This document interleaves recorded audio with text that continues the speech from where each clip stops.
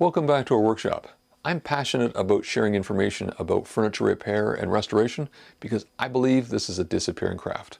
I want to share this knowledge, and one of the mysteries that Lori and I field a lot of questions about is how to repair rubber on a small wheel. Now, this isn't a difficult project. If you look at the wheel of an old piece of furniture or a wagon, you can see that the rubber breaks down. In our workshop, we use a synthetic rubber to replace this, which means it won't break down over time. Now, this is really a simple project. It doesn't take a lot of skill. So we're going to show you the right way to do this so you can be successful in a project like this. Even if you're not doing this right now, you have the knowledge in the back of your brain to know how to deal with this problem in the future. We'll go through the right supplies, the right techniques. Stick with me. I'll show you how it's done. As a furniture repair business, we're opening the doors to our workshop to show you the tools and techniques to repair furniture. The front rail here, you can see this has been broken off. We give you tips to make your repair projects easier. Let's get into the workshop and start fixing furniture. Sponsored by Kennedy Hardware, offering restoration hardware for antique furniture. To start this project, I need to take the old natural rubber off. And natural rubber is held together with a metal wire on the inside, so I just need to use side cutters to cut that off.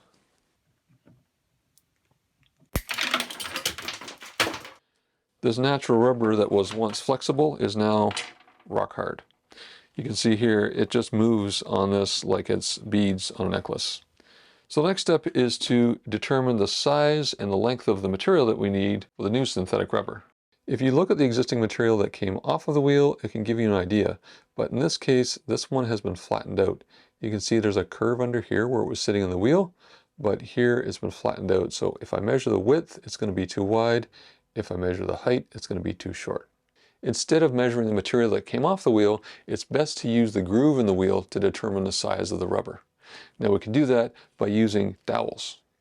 By using different dowels, we can figure out what fits in here best, and it's easiest to look at this if I turn this and we look at the end. If I put the 3/8 dowel in here, you can see it doesn't quite fit. It's a little bit too small, but here is the 1/2 inch. You can see that nestles in there perfectly. So that's the size we need. Now, if you don't have dowels sitting around, what you can do is use batteries as an approximation. A AAA battery is about 3/8, so you can set that in here and figure out if that fits.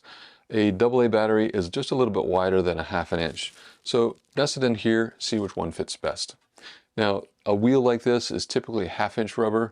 The 3/8 is more typical to a smaller wheel. Similar to this, this is solid rubber, so normally you've got a metal casting here that the rubber goes around. Now, we sell this rubber on our website, wouldn'titbenice.ca. I'll leave a link in the video description. We sourced out this rubber because it is so difficult to find, so we're hoping that providing it makes it a little bit easier for you. The next thing to do is understand how much material you need in terms of the length around this wheel. So I'll get out a string and show you a trick for that. What I want to do is go inside the groove here, work my way all the way around with the string, and then where these two pieces meet here, I want to mark that length. So just use a felt tip marker here, mark that length, and then we can measure that. And what I'll do is take my tape measure here, lock it in place, and then take the string, go from the start here, and then I can measure how long it is. And here we can see we're at about 42 inches. Once you know the length of material, I recommend just adding an inch or so, just for a margin of error. The next step, once you get the material, is to lay it in the track here, and then we can cut it to length. Now, as you put the rubber on the wheel, you want to make sure it's well seated there so we get a good measurement. And then where we've got this overlap here, what we want to do is cut it a 1/4 inch shorter. This synthetic rubber is elastic, so it does stretch a little bit.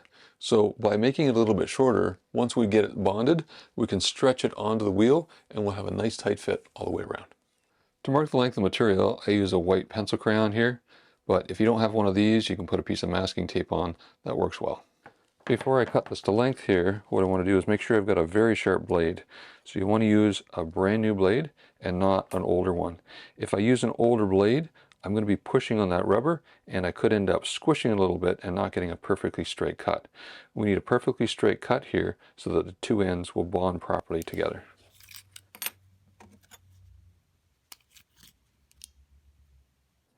So here's my mark. I want to go a 1/4 inch back from that. So I'm going to cut it right here. Now the action that I use is a slicing action. So less compression, more sawing, and that fresh blade we'll cut right through in a nice straight line. So you want to make sure you're holding your knife perpendicular, so it's straight up and down, and we'll trim the other end just to make sure it's going to be perfectly flat. You see there's a bit of a wobble here. We'll just take that out by trimming off the very tip of it.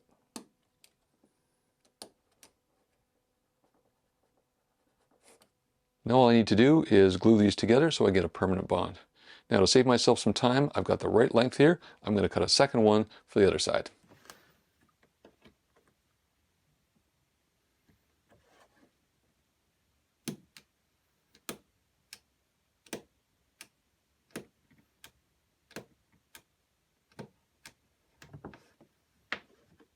The adhesive we're going to use to make a strong permanent bond here is CA glue. Now CA glue is something you can find in all hardware stores, and in fact you can probably find it in the grocery store as well. There is an accelerant that you can use, and I would not recommend using that here. What we want the CA glue to do is soften up each of these ends so that they bond together and make a permanent weld. Now when using CA glue you need to make sure that you're wearing gloves, because CA glue can glue your skin together. Done that once, don't want to do it again. Because CA glue is runny, what I want to do is hold this horizontal, put the CA glue on, get it on all of the surface there, and then I'm going to bring this one down, put it on top, line it up, and then hold it in place.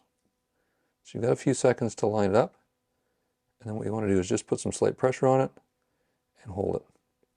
So you can probably leave it for about 10 seconds. I do this for about 30 seconds. And then what I can do is just set it aside and let it cure the glue, and then I can put it on the wheel. But there's no rush for this. Let it cure as long as possible before stretching it. You will get a little bit of glue squeeze out here. We'll just clean that off with 4/0 steel wool and we're good to go.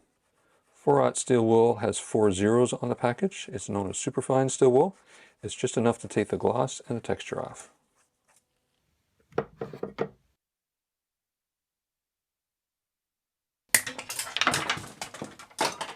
The last step before I put the rubber on is to clear out the channel, make sure there's no residue or any adhesive.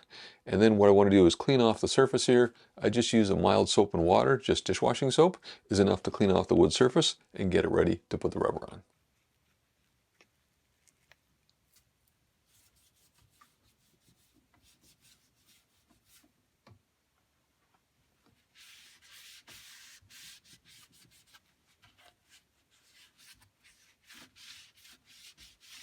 It's difficult to tell how dirty a piece of furniture is until you actually wash it, but look at the dirt that came off of this, and this was the drying cloth that I was using. So it was worth taking a few minutes just to clean off the wood and make sure it's ready for the rubber to go on. The next step is to put the rubber on. So what I do is I take the joint that I put here, and I put that on the wheel, hold that in place, and then stretch the rubber around. So it is a bit of a stretch, but as I mentioned before, this rubber has elasticity to it. So you can see here, it doesn't look like it's going to go around, but roll it on like this.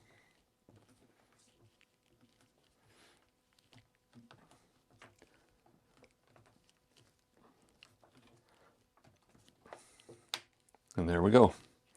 So that ensures we've got a nice tight fit around here. There's no slop in the rubber. The wheel is done.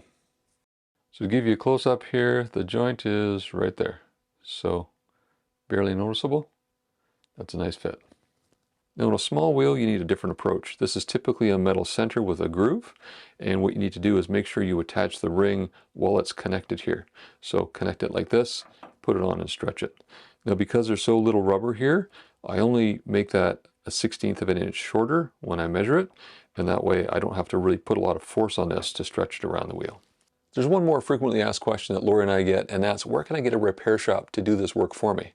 Unfortunately, a lot of repair shops aren't aware of the process or even where to get the supplies. So now you've got a video you can share with your local repair shop. The link to the supplies are in the video description, so you can get this done by a professional if you don't feel comfortable doing it yourself. I hope this video has helped you in terms of understanding this or helping you understand how you can get somebody else to do it for you so you can repair and restore furniture that you enjoy and love. Thanks for watching Fixing Furniture.